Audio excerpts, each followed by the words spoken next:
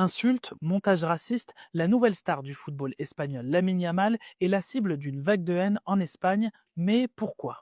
À 18 ans, l'attaquant du FC Barcelone impressionne. D'origine marocaine et équato-guinéenne, il est considéré par beaucoup d'observateurs comme le meilleur joueur du monde.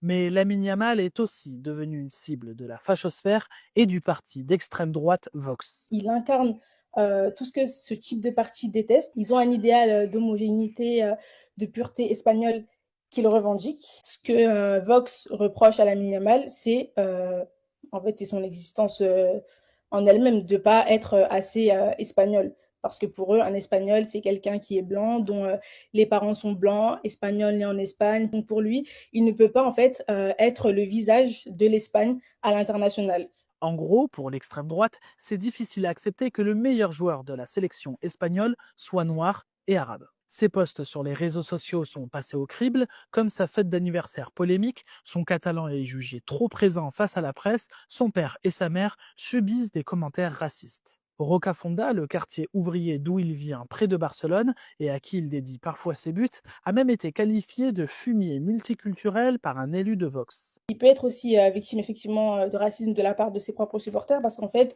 ce sont des gens qui estiment que une personne immigrée, pour tout simplement la respecter, il faut qu'elle soit exemplaire. Des gens comme Lamine Yamal, comme Vinicius, pas le droit à l'écart, ça veut dire qu'un mauvais match de leur part ou quelque chose qu'ils vont juger provoquant, ça va leur servir de prétexte à avoir des comportements et des insultes racistes. Une vague de messages racistes a notamment déferlé en ligne contre l'attaquant lors du dernier Classico entre le FC Barcelone et le Real Madrid en mai 2025. Pour rappel, Lamine Yamal est la première grande star du sport espagnol issue d'immigration et non blanche. Il a une exposition médiatique qu'on peut comparer à celle de Rafael Nadal, de Carlos Alcaraz, de Pau Gasol, etc.